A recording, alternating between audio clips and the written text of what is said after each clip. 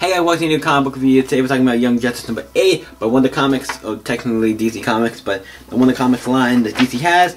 So let's jump into this. This is Lost in the Multiverse Part 2, the second part to this. So this is a great book. I've been really enjoying this, so let's jump into it. It starts off with these, the Young Justice characters, and they're on a new Earth, earth-3, and they're being attacked. And for what it looks like, this is the Earth of the crime syndicate. We don't have the crime syndicate, we have a bunch of other characters, like basically the Young Justice version of the crime syndicate. So we have Animaxon Sunday, who is like the One Lego equivalent. I'm like, and Beast is crabs being the fake, and they start fighting. So it's like, oh shit, they start fighting. We have that going on. Those two start getting into a fight, and then we see Genie Hex and Anthimus. I'm probably saying your name, Anthimus. Anyway, and then we have Laura L, who's basically Lex Luthor, kind of basically look like a, I think it's a clone of Superman and Lex Luthor, I guess, of Lex Luthor and Superman, because he look like Superman, but he also has Luthor's name, so I'm kind of curious about this. But he's like the evil version of Superboy. So Superboy goes, he attacks, starts attacking both of them, Genie Hex and Anthimus, and then Superboy comes in, like they have their own fight, and then we see Impulse fighting Speed Zone, what is the obviously evil version of him. And they start fighting. You see Superboy going back and Supergirl both fighting their evil counterparts and doing all that stuff, them fighting them. And then they're getting it. And Superboy eventually is like, okay, you guys, I can let, you know what, you guys are super strong, I can let loose on you. I haven't been able to let loose on a while, so let me cut loose on these guys. Like, okay. And then we see Drake, and he's like, wow, that was loud for sneaking up on me. So we have a whole page with no like words or anything, just them fighting. It's a cool page with them fighting, and it's like, you find out, I'm like, this is probably gonna be Tim Drake's counterpart, right? Yep, and his kid's counterpart is just called Drake. His name is just called Drake. I'm like, that's interesting, so his name is Drake.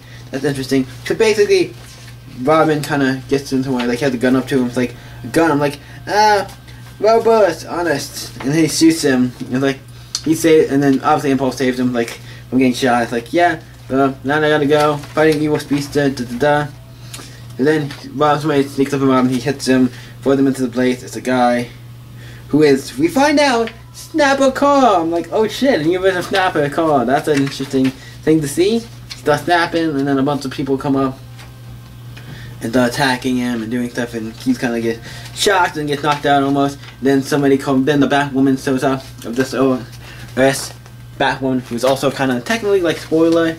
She's not, but it's, you know, the what's her name? Stephanie Brown, I think that's Stephanie.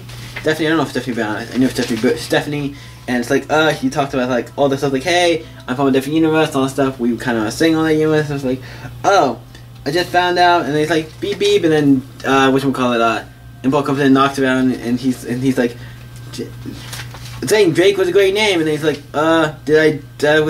he was bad? It's like, not you.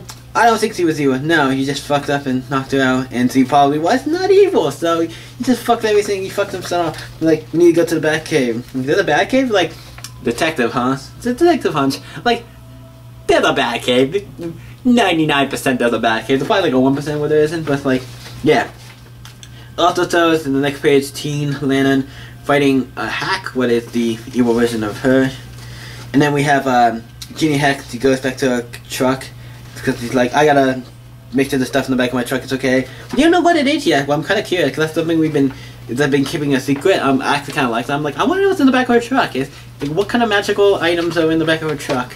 Or what's in the back of there? It's like, oh, and then we see Hex, the version of her from this universe, of Ginny, and it's just called Hex. I'm like, that's an interesting name, because they did do a book in the 90s, like, where Jonah Hex got flown to the future, and it was just called Hex.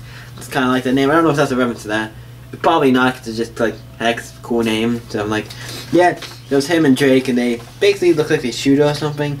I doubt they kill her, so I'm gonna assume one, it is her boss, or some type of something that's tranquilized or something.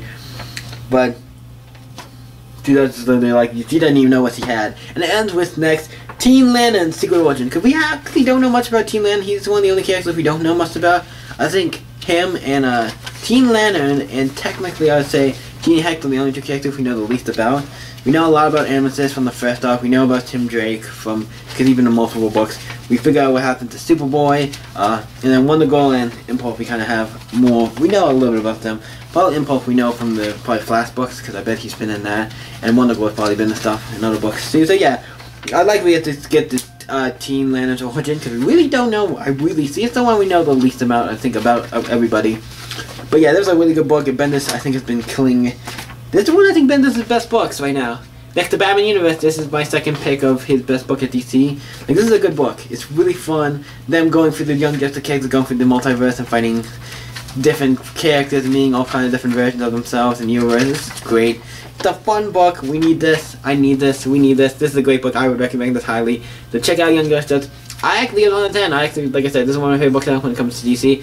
And I think the next issue comes out actually tomorrow, so I'm actually really excited to read that. So thank you guys for watching. You guys can always let me know in the comments below. Let me know in the comments. I forgot. Let me know in the comments down below what you think of Young Justice number 8. So let's talk about it. You guys can always stay up. I'm gonna see you in the next video, guys. Bye.